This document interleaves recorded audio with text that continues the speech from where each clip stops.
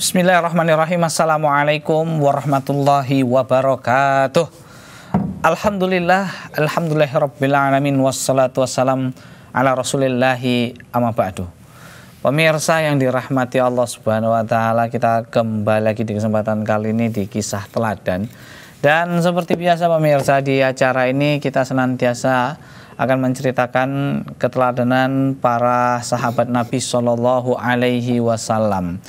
Kalau ya di episode-episode sebelumnya itu kita masih membahas berkaitan dengan perang yang dahsyat setelah Nabi Shallallahu alaihi wasallam wafat, yaitu perang di bumi Yamamah pemirsa.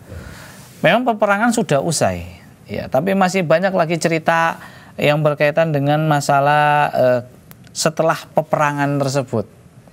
Kan udah kita ceritakan bahwasannya endingnya adalah perdamaian setelah orang-orang Bani Hanifah itu sudah kalah telak, ya, dan mayat-mayat mereka banyak bergelembangan ya di sebuah tembok ataupun benteng ketika itu pemirsa. Namun akhirnya mereka bersepakat untuk tidak melanjutkan peperangan karena memang secara kasat mata itu mereka udah nggak mampu lagi melawan pasukan kaum muslimin. Alhasil ya sisa-sisa dari mereka itu menyepakati akan adanya perdamaian sebagaimana kita ceritakan di episode-episode sebelumnya. Namun pemirsa, memang orang jahiliyah ini Allahu Akbar, sifatnya itu buruk, jelek ya. Walaupun sudah masuk cahaya Islam, ya mereka masih banyak menolaknya. Apalagi ya sebuah kebiasaan buruk mereka. Berkhianat itu terkadang Allahu Akbar masih ada juga gitu. Ini pembesar-pembesar mereka itu sudah bersepakat untuk damai. Dengan beberapa kesepakatan sudah selesai, damai, dan mereka mau kembali rujuk ke agama Islam, ya.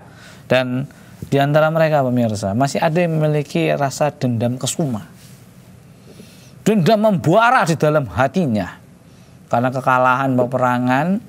Musailamah, sang junjungan mereka pun ya sudah tewas, mati, ya, mengenaskan. Ditambah lagi mungkin di antara mereka juga banyak yang saudaranya juga wafat, mati di medan perang. Nah, jadi ada salah seorang yang bernama Salamah bin Umair, ya, Salamah bin Umair. Nah, ini memiliki sifat-sifat jahiliyah yang belum bisa hilang dalam dirinya. Nah, ini memang kalau kita cerita sifat jahiliyah itu diantaranya ini dia berkhianat, ya. Dia walaupun sudah kalah gitu, nggak mau ngalah gitu, masih aja mencari alibi. Dan memang dendamnya itu ya tentunya sama panglima perangnya, sama Khalid bin Walid. Makanya dia memiliki ide busuk untuk membuat siasat bagaimana caranya membunuh Khalid bin Walid. Nah, ini pemirsa nih punya ide busuk, dan itu tanpa diketahui oleh orang-orang Bani Hanifah, ya. Dia memiliki sebuah ide. Alhasil pemirsa yang dirahmati Allah Subhanahu wa taala, ketika ia ingin melaksanakan dendam kesumanya terhadap Khalid bin Walid, ya, dendamnya terhadap orang Islam, Salamah pun merencanakan pembunuhan Khalid, ya. Dan tentunya pemirsa, ini mereka membuat sebuah politik supaya seakan-akan pembunuhan tersebut akan dilegalkan. Nah, gitulah kira-kira nih. Tapi pemirsa yang dirahmati Allah Subhanahu wa taala, kebusukannya pun tercium, ya, dan akhirnya dia ditangkap dan dianggap bersalah. Wah, piye gue, manut nggak gue? Gitu. Ya, akhirnya walaupun dia ditangkap nih pemirsa yang dirahmati Allah Subhanahu wa taala, ya, dia pun masih melanggar janjinya gitu. Tiba-tiba pemirsa yang dirahmati Allah, pas malam-malam, padahal udah diikat nih dia, ucul pemirsa, ikatannya dia lepas, ya, dia pun ingin melanjutkan misi busuknya tersebut untuk membunuh Khalid bin Walid yang telah mengalahkan mereka di perang Yamamah. Nah, apa yang terjadi pemirsa yang dirahmati Allah Subhanahu wa taala? Alhasil pemirsa ketika dia ucul, dia pun menuju kemahnya ya Khalid bin Walid. Nah, Khalid bin Walid adalah seorang pemimpin pemirsa. Ya, tentunya kemahnya itu ya dijaga ketat. Ya, enggak asal-asalan gitu. Jadi ketika Salamah bin Umair ini ingin masuk ya ke dalam kemah, ya dia delesep-delesep di antara kaum muslimin ketika itu, konangan, ketahuan pemirsa. Wes apa iku? Langsung dia uget-uget pemirsa. Salah tingkah apa? Lari, blayu kencang. Dikejar oleh kaum muslimin dan juga orang-orang Bani Hanifah yang tentunya sudah bertobat dan siap untuk menerima perdamaian tersebut. Nah, pasti kocor, nang di, stop lah. Biasanya kalau orang ngejar maling kan seru dia gitu. Lari kuncuk, ketangkap pemirsa yang dirahmati Allah Subhanahu wa taala, ya. Dia ketangkap berada di sebuah pinggiran taman. Wis gak sapa ngos-ngosan. Wah, ketekal gue kan. Memang gue Salamah rupanya gue. Salamah bin Umair. Memanglah kamu kan sudah dilarang untuk membunuh Khalid bin Walid. Kita sudah bersepakat untuk menjunjung tinggi perdamaian. Jadi kenapa kamu masih terus ngeyel ingin membunuh Khalid bin Walid? Oh, tapi memang dendam kesumanya itu apa? Memang dasar kue pengkhianat, dioncal no batu lempar. Ya, kenapa dia dilempar batu? Karena dia megang pedang, pemirsa. Wani gue cerak-cerak rene, arep nyekel aku tak bacok ya, aku ora segen-segen. Ya orang pun bingung juga. Sementara dia bawa pedang. Orang-orang, waduh piye iki? Memang sudah rame pemirsa, udah tak kepung dia nggak bisa apa-apa. Makanya dioncali batu. Memang laku kayak maling. Letok. Memang nggak mati ketika ketemu ya bonyok juga. Lempar batu lah malah lemes juga pemirsa kan. Ojo cerak aku sambil megangnya pedang pemirsa. Akhirnya apa yang terjadi? Bunuh diri aku. Itu ngomong sifat-sifat jahiliyah kayak gitu lah pemirsa. Udah putus asa dia, ya, ketimbang ketangkep akhirnya digorok leher dewe, bunuh diri pemirsa. Langsung ngorok ya. Udah jatuh, ketusuk kan lehernya muncrat-muncrat darah. Jatuh dia pemirsa. Jatuh gelunduk kan kalau orang dipotong itu kan jigrak-jigrak gitu kan. Wah, nyemplung ke sumur. Biur. Mati nyemplung sumur itu. Di dalam sumur. Nah, itulah pemirsa yang dirahmati Allah Subhanahu wa taala. Sifat-sifat jahiliyah ini buruk. Agar kiranya kita ya menghindari sifat-sifat khianat. Seperti halnya ya tadi Salamah bin Umair walaupun sudah berdamai dengan kaum muslimin namun dia tetap ngeyel dan ingin membunuh ya seorang Khalid bin Walid. Nah, pemirsa yang dirahmati Allah Subhanahu wa taala, bagaimana kisah kelanjutannya? Insya Allah kita akan ceritakan setelah jeda berikut ini. Jangan kemana-mana, tetap bersama kami di Kisah Teladan.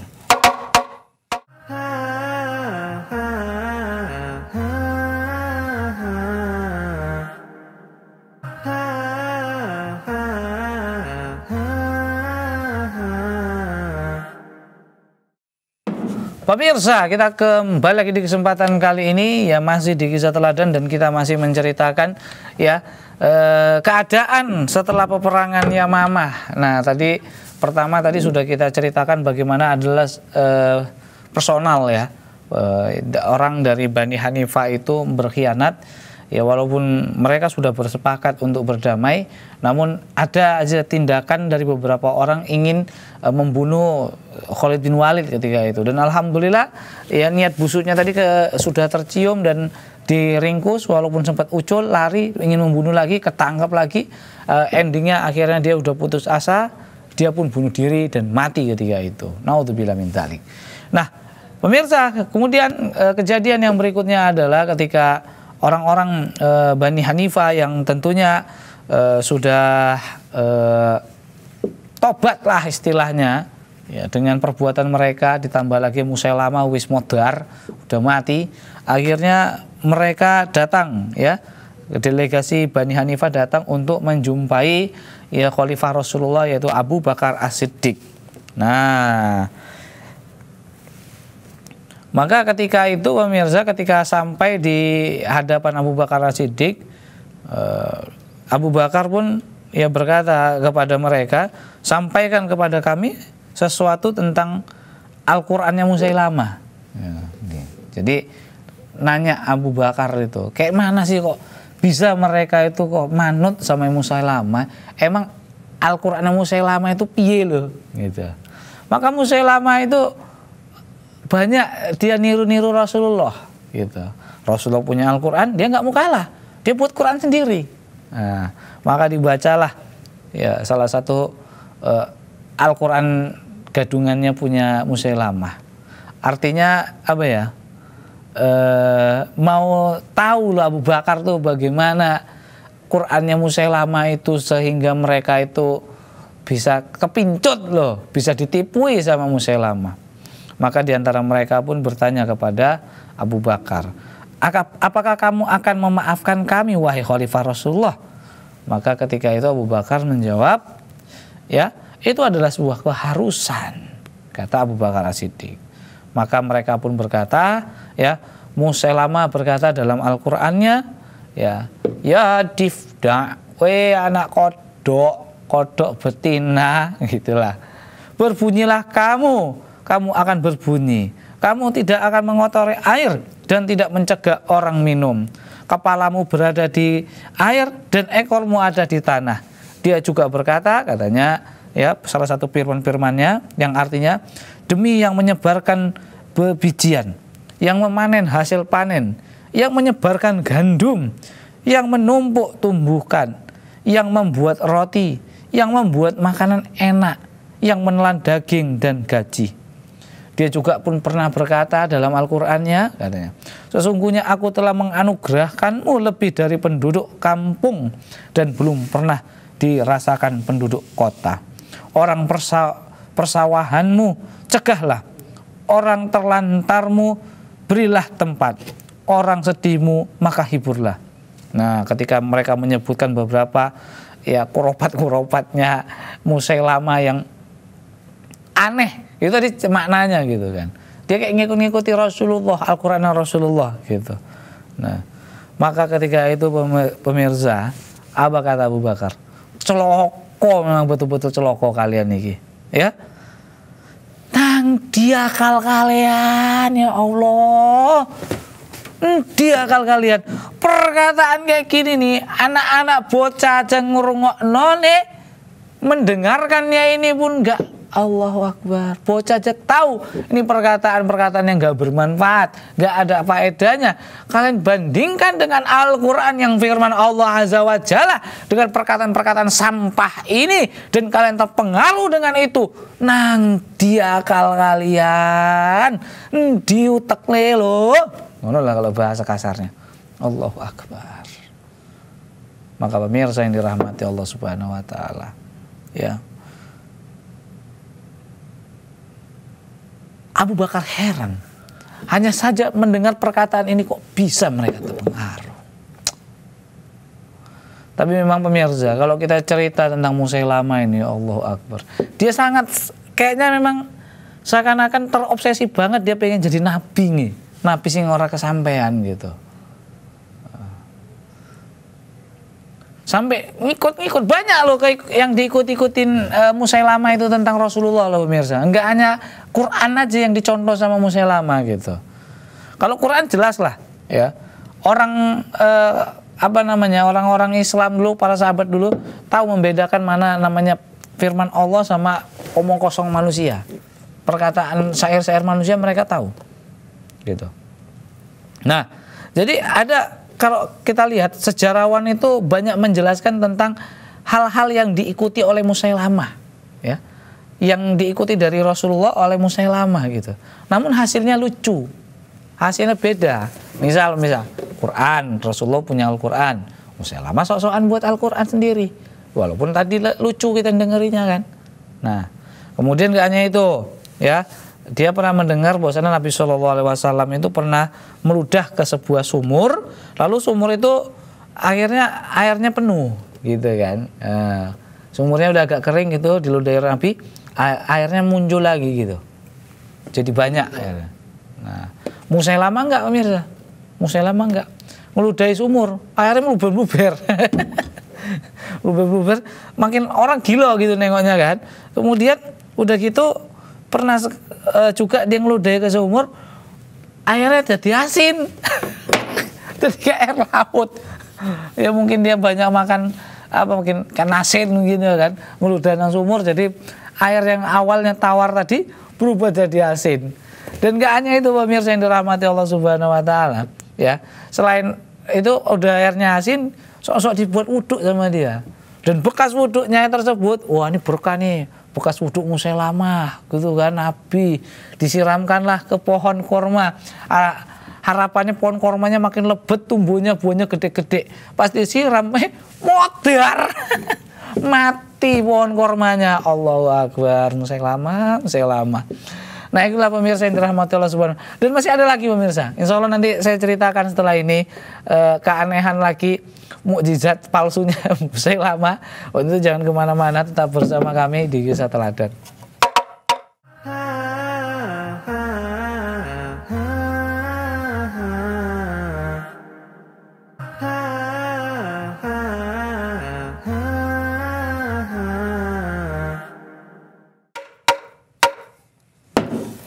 Oke pemirsa, kita kembali lagi di kesempatan kali ini masih di Kisah Teladan. Dan luar biasa tadi kita udah ceritain ya sesuatu hal yang luar biasa setelah terjadi peperangan di Yamamah. Ya tentunya memang banyak kekurangan. Tadi udah kita ceritain bahwasannya ada pengkhianat dari orang Bani Hanifah yang mencoba untuk membunuh Khalid bin Walid lah. Dan juga ketika delegasi orang Bani Hanifah menjumpai Abu Bakar, yang tentunya ditanya tentang masalah Musailamah itu, ya mereka sebutkan ya memang Musailamah itu tukang nyontek Nabi. Ya dari Nabi punya Al-Quran, Musailamah sok-sokan buat Al-Quran, ya, walaupun maknanya buat ketawa kita tadi kan. Dan Rasulullah pernah meludahi di sebuah sumur, dan sumur tersebut airnya menjadi berkah, ya dia ikut-ikut ya. Walaupun hasilnya sumurnya airnya jadi asin, diserami ke pohonnya jadi mati ya. Dan nggak hanya itu pemirsa, ya pernah didatangin juga Musailamah bocah kan, dan bocah tersebut pas diusap kepalanya ya, ada dua bocah yang pertama ya harapannya mendapatkan berkah lah gitu dari Musailamah yang ngatanya Nabi gitu kan. Pas diusap, wah, ndasnya makin gundul jadinya, rambutnya rontok. Makanya ibunya, bapaknya makin kebingungan, nih bocah habis diusap Musailamah kok ndasnya makin gundul gitu. Yang seharusnya dapat berkah, makin ndasnya botak. Allahu Akbar. Nggak hanya itu pemirsa. Ya diantaranya juga pernah Musailamah juga pernah diminta ngobati orang yang sakit mata. Waduh, Musailamah nih Nabi, coba motoku kok sakit iki rabun gitu. Oh itu gampang, suwuk lah teteknya gitu kan. Wah dadine apa salah kedaden makin dadi buta matane. Allahu Akbar. Oh banyak orang yang ingin mendapatkan keberkahan dari Musailamah. Tapi karena Musailamah adalah manusia biasa dan manusia yang mengaku-ngaku sebagai nabi dan tentunya dilaknat oleh Allah Subhanahu wa taala, alhasil bukan jadi berkah jadi bala. Allahu Akbar. Makanya hati-hati sampean. Jangan meminta keberkahan dari orang-orang yang kayak gitu kan. Nah, jadi pemirsa yang dirahmati Allah Subhanahu wa taala, memang dahsyatnya peperangan melawan Musailamah ini sangat luar biasa. Musailamah ini sebenarnya bukan orang bodoh, orang pintar gitu, tapi terobsesi banget untuk menjadi seorang nabi gitu. Ya, alhasil memang banyak orang pengikutnya gitu. Walaupun dengan kebodohan dia gitu, ketidak masuk akalan apa-apapun yang telah dia sampaikan gitu. Tapi masih banyak pengikutnya, sehingga peperangan itu wah luar biasa lah. Kaum muslimin hampir kalah dalam peperangan tersebut, dan banyak orang-orang yang gugur, kaum muslimin yang gugur dalam peperangan tersebut. Dan diantara banyaknya kaum muslimin yang gugur adalah orang-orang para penghafal Al-Quran.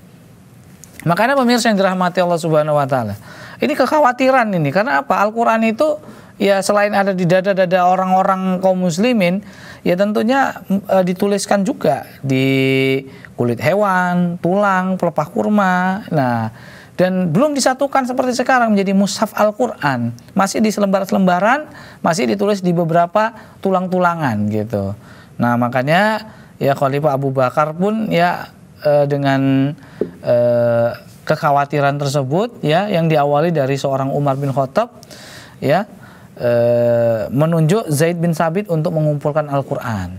Nah itu Umar ceritanya itu Umar mendatangi Abu Bakar ya, karena melihat kekhawatirannya tadi banyaknya penghafal Al-Quran yang gugur dalam pertempuran di bumi Yamama.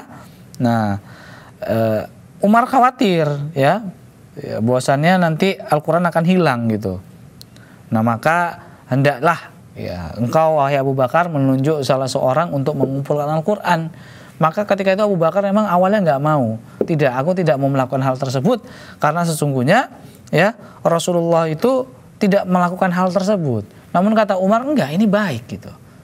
Ini adalah sesuatu hal yang baik yang memang harus kita lakukan. Nah, awalnya memang tetap bersikeras Abu Bakar nggak mau. Namun akhirnya Allah Subhanahu Wa Taala membukakan hati seorang Abu Bakar dan akhirnya mereka bersepakat, oke, kita tunjuk satu orang untuk mengumpulkan Al-Quran. Maka ditunjuklah Zaid bin Sabit. Awalnya Zaid bin Sabit ini nggak mau gitu. Kenapa? Karena memang berat nih pemirsa. Ya. Makanya kata Zaid bin Sabit, ya aku kalau disuruh pilih, aku bagus disuruh oleh kalian itu untuk memindahkan gunung ketimbang aku untuk mengumpulkan Al-Quran ini. Ini resikonya luar biasa gitu. Namun ya akhirnya dengan izin Allah Subhanahu Wa Taala, ya Zaid bin Sabit pun ya mengumpulkan Al-Quran dari tadi pelepah-pelepah kurma, kemudian bebatuan ya dari hafalan orang ya, kemudian potongan kulit hewan, tulang belulang, sampai akhirnya dia endingnya itu menemukan akhir surah At-Taubah yang hanya ada pada seorang Abu Khuzaimah Al-Ansari. Nah begitu pemirsa yang dirahmati Allah Subhanahu Wa Taala, akhirnya Al-Quran pun terkumpul. Nah, dan mushaf Al-Quran tersebut disimpan oleh Abu Bakar hingga Abu Bakar meninggal dunia, dan disimpan oleh Umar. Ketika Umar meninggal dunia, maka disimpanlah oleh putrinya yaitu Hafsah binti Umar bin Khattab. Nah, luar biasa nih pemirsa yang dirahmati Allah Subhanahu Wa Taala. Enggak sembarangan Zaid bin Sabit itu hanya sekedar ngumpul-ngumpulin, enggak. Ya, Zaid bin Sabit itu padahal mengumpulkan itu bukan hanya dari seorang aja. Dia kumpulkan dari semua. Ya, orang yang membacakannya dan kemudian dituliskannya. Dan dipastikan tulisannya tersebut sudah pernah ditasmikkan oleh Rasulullah. Dan disaksikan minimal oleh 2 orang saksi. Makanya luar biasa nih Al-Quran itu nggak sembarangan nulisnya gitu. Nah, makanya pemirsa yang dirahmati Allah Subhanahu Wa Taala, tepatlah seorang Abu Bakar dan Umar yang memilih Zaid bin Sabit, karena ketika itu Zaid bin Sabit adalah usianya masih muda, sekitar 21 tahun, dan tentunya dia semangat untuk mengemban beban itu. Kemudian juga dia memiliki kemampuan yang cerdas ya, dan dia orang yang dapat dipercaya. Bahkan dia juga termasuk orang ya menuliskan wahyu ketika Rasulullah SAW masih hidup. Nah, dan di zaman Rasulullah itu ada 4 orang ya penulis wahyu, yaitu ada Ubay bin Ka'ab, Mu'az bin Jabal, Zaid bin Sabit, dan Abu Zaid. Dan Zaid bin Sabit diantaranya. Makanya paslah ya untuk ditugaskan sebagai pengumpul ya ayat-ayat Al-Quran dan dijadikan satu menjadi mushaf Al-Quran. Pemirsa yang dirahmati Allah Subhanahu Wa Taala, inilah yang bisa kami sampaikan. Semoga bermanfaat, semoga ini menjadi sebuah kisah yang bisa kita teladani, dan kami ucapkan terima kasih, jazakumullah khairan wa barakallahu fikum. Kami mohon maaf atas segala kekurangannya. Kami tutup dengan subhanaka Allahumma bihamdika asyhadu alla ilaha illa anta astaghfiruka wa atubu ilaik. Wassalamualaikum warahmatullahi wabarakatuh.